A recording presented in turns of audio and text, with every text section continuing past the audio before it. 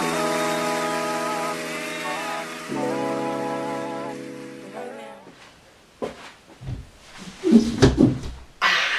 up guys, it's your boy Leo and today is my Q&A video, so I will be answering all the questions that you guys have. I've condensed them down a bit so that I don't have so many double ups of all the questions because you guys ask a lot of the same thing, but that's okay, that makes it easier for me. I'm not wearing a hat and I haven't had a haircut in like 3 months time, so just ignore the fact that my hair is a total mess at the moment. Okay, first question. When did you know? Was there a particular moment? Not particularly. I have many moments throughout my childhood that I remember vividly, but I wasn't educated enough to understand why I felt a certain way or would say certain things. I do have a couple stories from when I was probably, I would say 13 maybe. We used to have these boys that lived next door to us and they would come over for swims, and I would go in the pool with just the boardies on and no shirt, and I would just think that was completely okay. I was quite undeveloped when I was a teenager, so I didn't really have anything to cover, so it wasn't like I had my biddies out or anything. I just wore boardies and no shirt in the pool because that's what I wanted to do. These same boys that lived next door to me were start going through puberty around 16, 17. They'd come over and Mum would comment on how their voices dropped and stuff like that, and I remember walking out speaking in a lower voice just because I wanted my voice to, you know, drop and do the same thing and experience the same things that these boys were going through puberty as well. After I was exposed to the community and realising that certain things were possible, I just knew that I wasn't a cis woman, and from that day forward I just did a lot of research and just decided to label myself as trans, really. Okay, second question is, why trans and not non-binary? So pretty much I just identify more as a man than I would non-binary.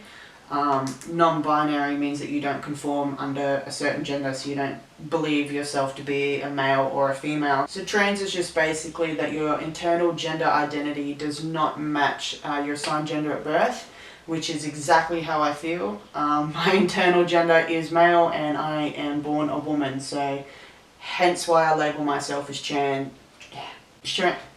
over non-binary. Okay, so question 3 is, how well are your friends and family accepting of your transition? I'm extremely lucky, which I know isn't the case for a lot of people in the trans community. However, anyone that means anything to me has been extremely supportive for anything and everything. I find the hardest thing for me is initially coming out to people as trans, even though I know that most people that I am going to tell are going to be okay with it. It's just a lot of anxiety, you know, it's a big topic to bring up and it's a lot to put on someone to start telling you to call you like Leo and different pronouns. Question 4 is, what does your girlfriend say about it? My girl is very supportive. She loves me for me, no matter of my gender, so love you, babe. Question 5 is, what is the most challenging thing emotionally you've had to face?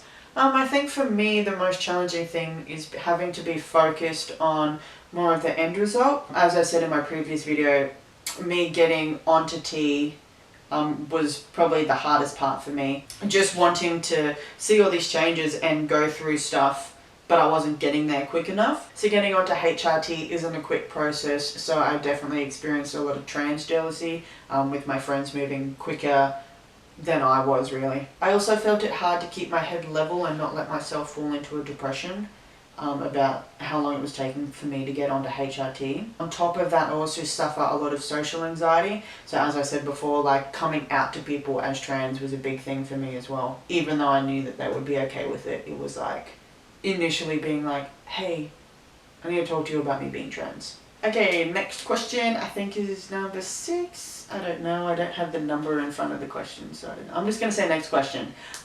Do you want top surgery? If so, when? Yes, I do want top surgery. It's just a matter of having money to do so. I do have your typical trans guy GoFundMe page, so I will link that in the description. No pressure, but any help is greatly appreciated. Are you going to have bottom surgery? I swear this is the first question that anybody ever asks trans guys. For me, at the moment, it's all just about getting my top surgery done with and seeing a bit more effects on T. Bottom surgery is very expensive. It takes quite a few surgeries to do. From the research that I've done, I think it's minimum of 3 surgeries. They all come with complications, as you can imagine. It's a big surgery and it's a lot to get done. Okay, so next question is, how long did it take for you to grow your hair out? Okay, well, I'm going to assume that question is about my leg hair. It took roughly 2 to 3 months. If I'm being completely honest, I couldn't give you an exact time frame because it wasn't something I was really monitoring. All I know is that if you are going through that stage of your transition, just be aware that there is a stage that it is in between prickly and longer hair that it lays down. I got to that stage about 3 times and then I shaved because I was just like, no, it feels too weird. You just need to hunker down and get through that part. Next one is, what do you use to bind? So I have 2. I have one from GC2B and I also have a black one from Underworks. So I will show you guys. This one is my black one from Underworks. So to anyone who doesn't know what a binder is just a high compression bra / tank top that we wear under our clothes to give the illusion of a flatter chest. I have used strapping tape before, however it does peel off, especially living in Australia. It's quite hot and humid and I get sweaty and it just kind of falls off. I also wore it to an engagement party one time.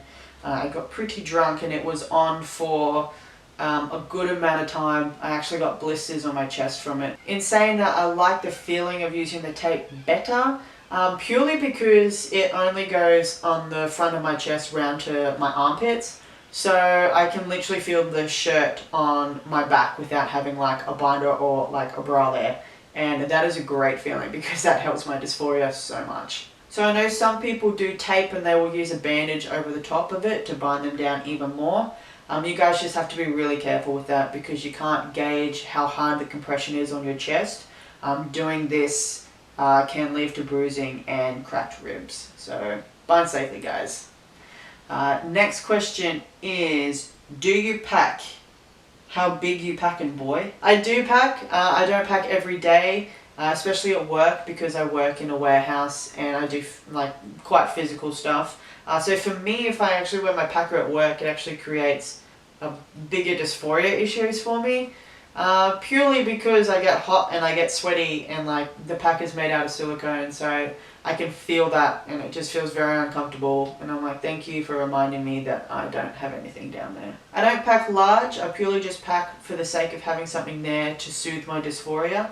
I don't need something that makes me look like I have a walking boner constantly. Okay, so next question is, what are some negative side effects of going on T? I don't think negative is the word that I would really use. For me, everything that I'm going to experience on T is somewhat a positive experience. Purely the fact that when I was going through puberty, that was negative for me. So this round 2 of puberty, yay, everything that I'll experience is something that I've at least thought about experiencing because it was something that I thought that I was going to go through and that I wanted to go through. Okay guys, so that pretty much concludes this video. If there was something that I briefly touched on that you would like me to go more in depth in, please either message me or leave a comment in the comment section below. Never done this before, so I don't know what people want to know or want to understand better. So just let me know, guys, and I will get back to you as soon as possible. That's me out. See you later, guys. Bye.